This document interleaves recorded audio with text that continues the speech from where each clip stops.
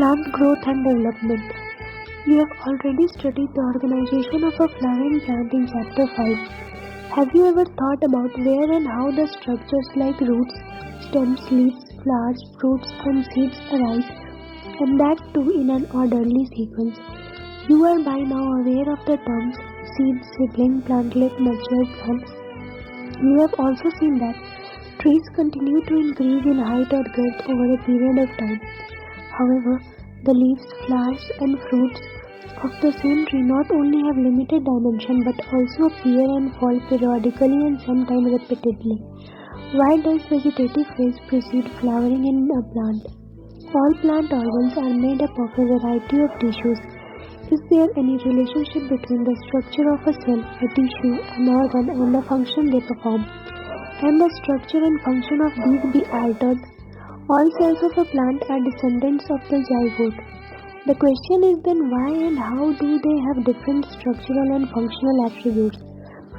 Development is the sum of two processes, growth and differentiation. To begin with, it is essential and sufficient to know that development of a mature plant from a zygote, fertilized egg, follows a precise and highly ordered succession of events. During this process, a complex body organization is formed that produce roots, leaves, branches, flowers, fruits and seeds, and eventually they die. The first step in the process of plant growth is seed germination. The seed germinates when favorable conditions for growth exist in the environment. In absence of such favorable conditions, the seeds do not germinate and goes into period of suspended growth or rest. Once favorable conditions return, the seeds resume metabolic activities and growth takes place. In this chapter, you shall also study some of the factors which govern and control this developmental process. These factors are both intrinsic, internal, and extrinsic, external to the plant. Growth. Growth is regarded as one of the most fundamental and conspicuous characteristics of a living being. What is growth? Growth can be defined as an irreversible, permanent increase in size of an organ or its parts or even of an individual cell. Generally, growth is accompanied by metabolic processes, both anabolic and catabolic, that occur at the expense of energy. Therefore, for example, expansion of a leaf is growth. How would you describe the swelling of a piece of wood when placed in water? Plant growth generally is indeterminate. Plant growth is unique because plants retain the capacity for unlimited growth throughout their life. This ability of the plants is due to the presence of meristems at certain locations in their body. The cells of such meristems have the capacity to divide and self-perpetuate. The product, however, soon loses the capacity to divide, and such cells make up the plant body. This form of growth, wherein new cells are always being added to the plant body by the activity of meristem, is called the open form of growth. What would happen if the meristem ceases to divide? Does this ever happen? In chapter 6, you have studied about the root apical meristem and the shoot apical meristem. You know that they are responsible for the primary growth of the plants and principally contribute to the elongation of the plants along their axis. You also know that in dicotyledonous plants and gymnosperms, the lateral meristems, vascular cambium and cork cambium appear later in life. These are the meristems that causes the increase in the girth of the organs in which they are active. This is known as secondary growth of the plant. Growth is measurable. Growth at cellular level is principally a consequence of energy in the amount of protoplasm. Since increase in protoplasm is difficult to measure directly, one generally measures some quantity which is more or less proportional to it. Growth is therefore measured by a variety of parameters, some of which are increase in fresh weight, dry weight, length, area, volume and cell number. You may find it amazing to know that one single maize root apical meristem can give rise to more than 17,500 new cells per hour, whereas cells in a watermelon may increase in size by up to 350,000 times. In the former, growth is expressed as increase in cell number. The latter expresses growth as increase in size of the cell. While the growth of a pollen tube is measured in terms of its length, an increase in surface area denotes the growth in dorsiventral leaf. Phases of growth. The period of growth is generally divided into three phases, namely meristematic, elongation, and maturation. Let us understand this by looking at the root tips. The constantly dividing cells both at the root apex and the shoot apex represent the meristematic phase of growth. The cells in this region are rich in protoplasm, possesses large conspicuous nuclei. Their cell walls are primary in nature, thin and cellulosic with abundant plasmodesmatal connections. The cell proximal, just next away from the tip to the meristematic zone, represent the phase of elongation. Increased vacuolation, cell enlargement, and new cell wall deposition are the characteristic of the cells in this phase. Further away from the apex, that is more proximal to the phase of elongation, lies the portion of axis which is undergoing the phase of maturation. The cells of this zone attain their maximal size in terms of wall thickening and protoplasmic modifications.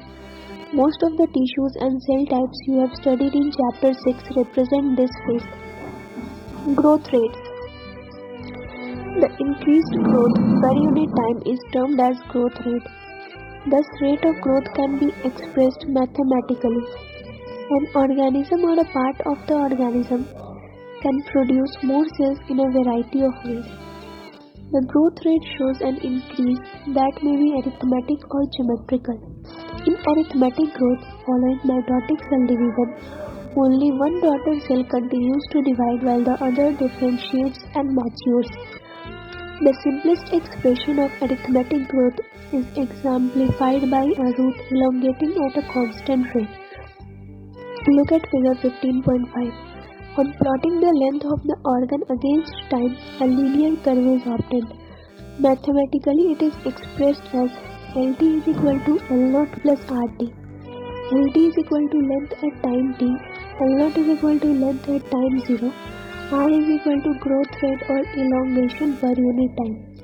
Let us now see what happens in geometrical growth. In most systems, the initial growth is slow, lag phase, and it increases rapidly thereafter at an exponential rate, log or exponential phase.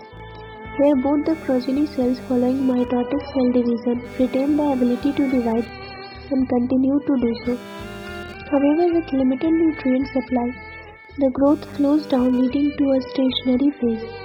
If we plot the parameter of a growth against time, we get a typical sigmoid of this curve. A sigmoid curve is a characteristic of living organism growing in a natural environment. It is typical for all cells, tissues and organs of a plant. Can you think of more similar examples? What kind of a curve can you expect in a tree showing seasonal activities? The exponential growth can be expressed as W1 is equal to W0 e to the power RT. W1 is equal to final size, weight, height, number, etc. W0 initial size at the beginning of the period. R is equal to growth rate. T is equal to time of growth. E is equal to base of natural logarithm.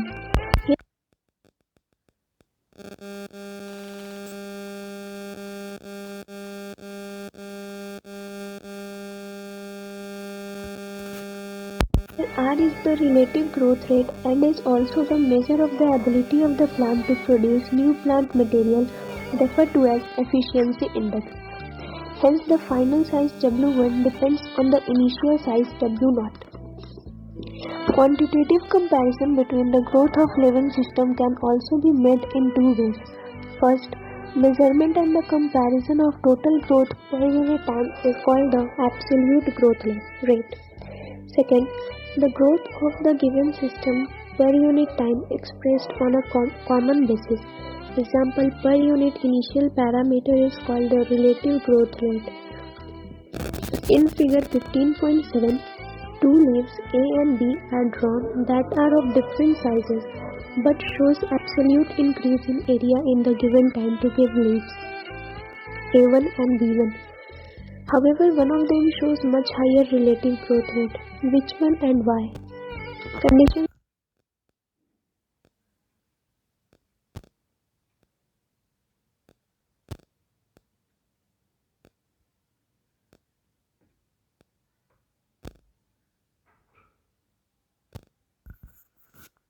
for growth. Why do you not try to write down what you think are necessary conditions for growth? This list may have water, oxygen, and nutrients as very essential elements for growth. The plant cells grow in size by cell enlargement, which in turn requires water. Turgidity of cells helps in extension growth. Thus, plant growth and further development is intimately linked to the water status of the plant. Water also provides the medium for enzymatic activities needed for growth. Oxygen helps in releasing the metabolic energy essential for growth activities. Nutrients, macro and macro essential elements are required by plants for the synthesis of protoplasm and act as a source of energy. In addition, every plant organism has an optimum temperature range best suited for its growth. Any deviation from this range could be detrimental to its survival. Environmental signals such as light and gravity also affect certain phases or stages of growth. Differentiation, dedifferentiation, and redifferentiation. The cells derived from root apical and shoot apical meristems and cambium differentiate and mature to perform specific functions. This act leading to maturation is termed as differentiation. During differentiation, cells undergo few to major structural changes both in their cell walls and protoplasm. For example, to form a tertiary element, the cells would lose their protoplasm.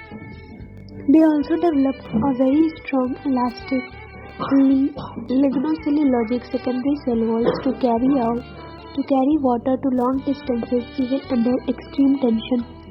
Try to correlate the various anatomical features you encounter in plants to functions they perform. Plants show another interesting phenomena. The living differentiated cells that by now have lost the capacity to divide can regain the capacity of division under certain conditions. This phenomena is termed dedifferentiation. For example, formation of meristems, interfascicular cambium and core cambium form from fully differentiated parenchyma cells. While doing so, such meristems or tissues are able to divide and produce cells that once again lose the capacity to divide but mature to perform specific function, that is, get redifferentiated. List some of the tissues in a woody dicotyledonous plant that are the products of redifferentiation. How would you describe a tumor? What would you call the parenchyma cells that are made to divide under controlled laboratory conditions during plant tissue culture? Recall in section 15.1.1 we have mentioned that the growth in plants is open. That is, it can be indeterminate or determinate. Now we may say that even differentiation in plants is open because cells or tissues arising out of the cell meristem have different structures at maturity. The final structure at maturity of a cell or tissue is also determined by the location of the cell within. For example, cells positioned away from the root apical meristems differentiate as root cap cells, while those pushed to the periphery mature as epidermis. Can you add a few more examples of open differentiation correlating the position of a cell to its position in an organ? Development. Development is a term that includes all changes that an organism goes through during its life cycle from germination of the seed to senescence. The schematic representation of the sequence of the process which constitute the development of a cell of a higher plant is given. It is also applicable to tissues or organs.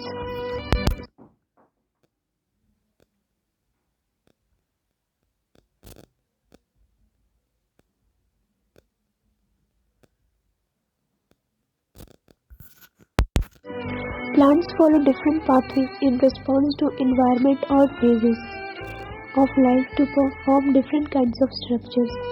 This ability is called plasticity. Example, heterophyly in cotton, coriander and larkspur. In such plants, the leaves of the juvenile plant are different in shape from those in mature plants. On the other hand, difference in shape of leaves produced in air and those produced in water in buttercup also represent the heterophilous development due to environment. This phenomenon of heterophyly is an example of plasticity. Thus, growth, differentiation and development are very closely related events in the life of a plant. Broadly, development is considered as the sum of growth and differentiation. Development in plants, that is both growth and differentiation, is under the control of intrinsic and extrinsic factors. The former includes both intracellular genetic or intercellular factors, chemicals such as plant growth regulators, while the latter includes light, temperature, water, oxygen, nutrition, etc. Plant growth regulators. Characteristics. The plant growth regulators PGRS are small, simple molecules of diverse chemical composition. They could be indole compounds, indole 3-acetic acid IAA, adenine derivatives, N6-phosphorylanoaminofurin kinetine, derivatives of carotenoids, abscisic acid ABA, terpenes, gibberellic acid GA3 or gases ethylene C2H4. Plant growth regulators are variously described as plant growth substances, plant hormones or phytohormones in literature. The PGRS can be broadly divided into two groups based on their functions in a living plant body. One group of PGRS are involved in growth-promoting activities such as cell division, cell enlargement, pattern formation, tropic growth, flowering, fruiting, and seed formation. These are also called plant growth promoters, example, auxins, gibberellins, and cytokinins. The PGRS of the other group play an important role in plant response to wounds and stresses of biotic and abiotic origin. They are also involved in various growth-inhibiting activities such as dormancy and abscission. The PGR abscisic acid belongs to this group. The gaseous PGR ethylene could fit either of the groups, but it is largely an inhibitor of growth activity. The discovery of plant growth regulators. Interestingly, the discovery of each of the 5 major groups of PGRS have been accidental. All this started with the observation of Charles Darwin and his son Francis Darwin when they observed that the coleoptiles of Cambry grass responded to unilateral illumination by growing towards the light source phototropism.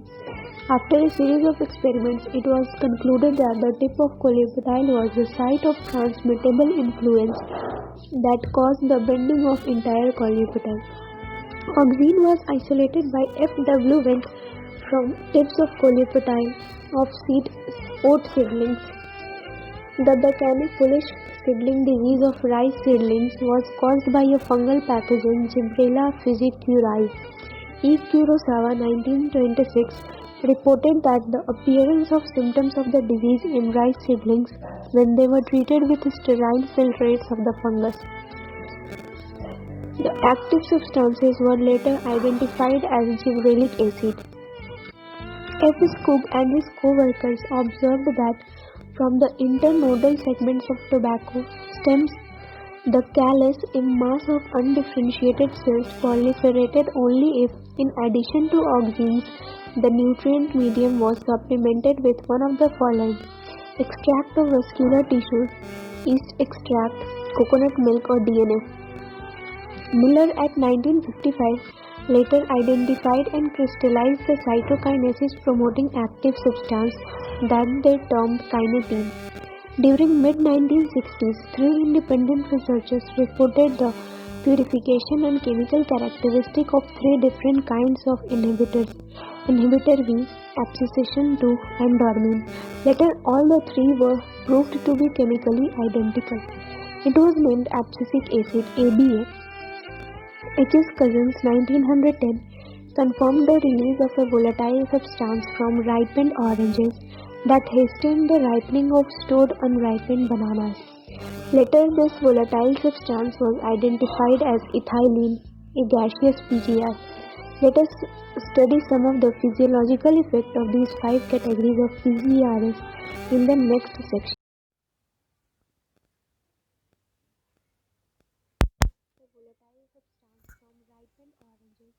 That hastened the ripening of stored unripened bananas. Later, this volatile substance was identified as ethylene, a gaseous PGR. Let us study some of the physiological effects of these 5 categories of PGRs in the next section. Physiological effects of plant growth regulators. First, auxin. Auxin, from Greek auxein, to grow, was first isolated from human urine. The term auxin is applied to the indole 3-acetic acid IAA and to other natural and synthetic compounds having certain growth regulating properties. They are generally produced by the growing apices of the stems and roots, from where they migrate to the regions of their action. Auxins like IAA and indole butyric acid IBA have been isolated from plants.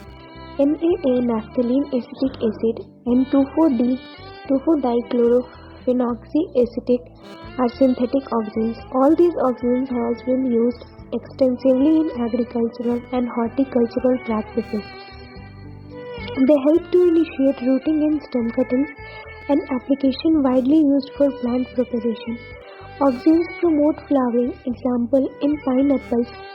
They help to prevent fruit and leaf drop at early stages, but promote the abscission of older mature leaves and fruits. In most higher plants, the growing apical bud inhibits the growth of the lateral axillary buds, a phenomena called apical dominance. Removal of shoot tips decapitation usually results in the growth of lateral buds. It is widely applied in tea plantations, hedge making. Can you explain why? Auxins also induce parthenocarpy, example in tomatoes.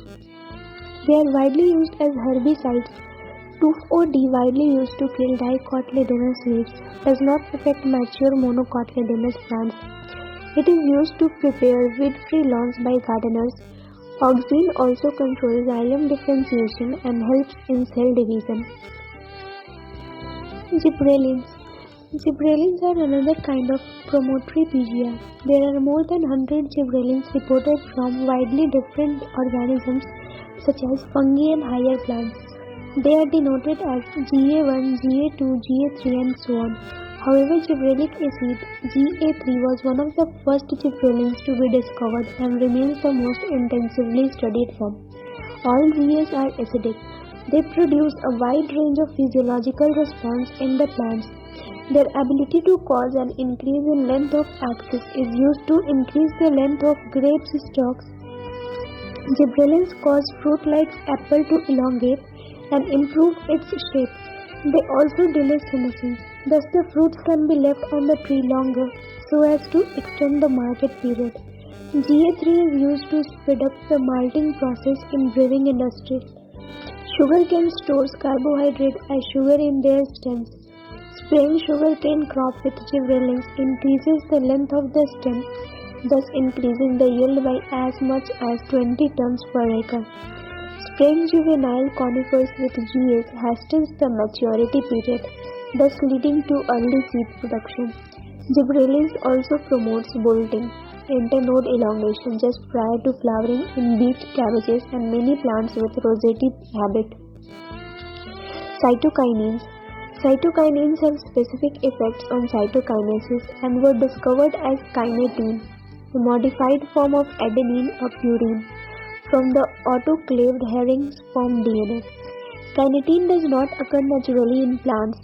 Search for natural substances with cytokinin-like activities led to the isolation of zeatin from corn kernels and coconut milk. Since the discovery of zeatin, several naturally occurring cytokinins and some synthetic compounds with cell division promoting activity have been identified. Natural cytokinins are synthesized in regions where rapid cell division occurs. For example, root apices, developing shoot buds, young fruits, etc. It helps to produce it helps to produce new leaves, chloroplast in leaves, lateral shoot growth, and adventitious shoot formation. Cytokinins help overcome the apical dominance. They promote nutrient mobilization, which help in delay of leaf senescence. Ethylene. Ethylene is a simple gaseous PGR. It is synthesized in large amounts by tissues undergoing senescence and ripening fruits. Influences of ethylene on plants include horizontal growth of seedlings, swelling of the axis, and apical hook formation in dicot seedlings. Ethylene promotes senescence and abscission of plant organs, especially of leaves and flowers. Ethylene is highly effective in fruit ripening. It enhances the respiration rate during ripening of the fruits. This rise in rate of respiration is called respiratory climatic. Ethylene breaks seed and bud dormancy, initiates germination in peanut seeds, sprouting of potato tubers. Ethylene promotes rapid internode or petiole elongation in deep water rice plants. It helps leaves or upper parts of the shoot to remain above water. Ethylene also promotes root growth and root hair formation, thus helping the plants to increase their absorption surface. Ethylene is used to initiate flowering and for synchronizing fruit set in pineapples. It also includes flowering in mango. Since ethylene regulates so many physiological processes, it is one of the most widely used PGR in agriculture. The most widely used compound as source of ethylene is ethifone. Ethifone is an aqueous solution, is readily absorbed and transported within the plant and releases ethylene slowly. Ethifone hastens fruit ripening in tomatoes and apples and accelerates abscission in flowers and fruit, thinning of cotton, cherry, walnut. It promotes female flowers in cucumbers, thereby increasing the yield. Abscisic acid. As mentioned earlier, abscisic acid was discovered for its role in regulating abscission and dormancy. But like other PGRs, it also has other wide-ranging effects on plant growth and development. It acts as a general plant growth inhibitor and an inhibitor of plant metabolism. ABA inhibits seed germination. ABA stimulates the closure of stomata and increases the tolerance of plants to various kinds of stresses. Therefore, it is called the stress hormone. ABA plays an important role in seed development, maturation and dormancy. By inducing dormancy, ABA helps seed to withstand desiccation and other factors unfavorable for growth. In most situations, ABA acts as an antagonist to GAs. We must summarize that for any and every phase of growth, differentiation and development of plants, one or the other PGR has some role to play. Such roles could be complementary or antagonistic. These could be individualistic or synergistic. Similarly, there are a number of events in the life of a plant where more than one PGR interact to affect that event. Example, dormancy in seeds or buds, abscission, senescence, apical dominance, etc. Remember, the role of PGR is of only one kind of intrinsic control. Along with genomic control and extrinsic factors, they play an important role in plant growth and development. Many of the extrinsic factors such as temperature and light control plant growth and development via. Some of such events could be vernalization, flowering, dormancy, seed germination, plant movements, etc. We shall discuss briefly the role of light and temperature, both of them the extrinsic factors on initiation of flowering. Photoperiodism. It has been observed that some plants require a periodic exposure to light to induce flowering. It is also seen that such plants are able to measure the duration of exposure to light. For example, some plants require the exposure to light for a period exceeding a well-defined critical duration, while others must be exposed to light for a period less than this critical duration before the flowering is initiated in them. The formal group of plants are called long day plants, while the latter ones are termed short day plants. The critical duration is different for different plants. There are many plants, however, where there is no such correlation between exposure to light duration and induction of flowering response. Such plants are called day neutral plants.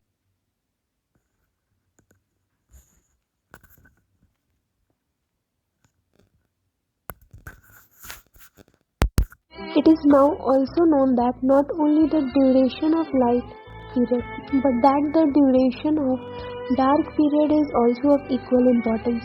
Hence, it can be said that flowering in certain plants depends not only on a combination of light and dark exposures, but also their relative durations. This response of plants to periods of day or night is termed photoperiodism. It is also interesting to note that while shoot apices modify themselves into flowering apices prior to flowering, they, shoot apices of plants by themselves cannot perceive photoperiods. The site of perception of light or dark duration are the leaves. It has been hypothesized that there is a hormonal substance that is responsible for flowering. This hormonal substance migrates from leaves to shoot apices for inducing flowering only when the plants are exposed to the necessary inductive photoperiod. Vernalization. There are plants for which flowering is either quantitatively or qualitatively dependent on exposure to low temperature. This phenomena is termed vernalization. It prevents precocious reproductive development late in the growing season and enables the plant to have sufficient time to reach maturity. Vernalization refers especially to the promotion of flowering by a period of low temperature. Some important food plants, wheat, barley, rye, have two kinds of varieties, winter and spring varieties. The spring variety are normally planted in the spring and come to flower and produce grain before the end of the growing season. Winter varieties, however, if planted in the spring, would normally fail to flower and produce mature grain within a span of a flowering season. Hence, they are planted in autumn. They germinate and over winter come out as small seedlings, resume growth in the spring, and are harvested usually around midsummer. Another example of vernalization is seen in biennial plants. Biennial and monocarpic plants that normally flower and die in the second season. Sugar beet, cabbages, carrots are some of the common biennials.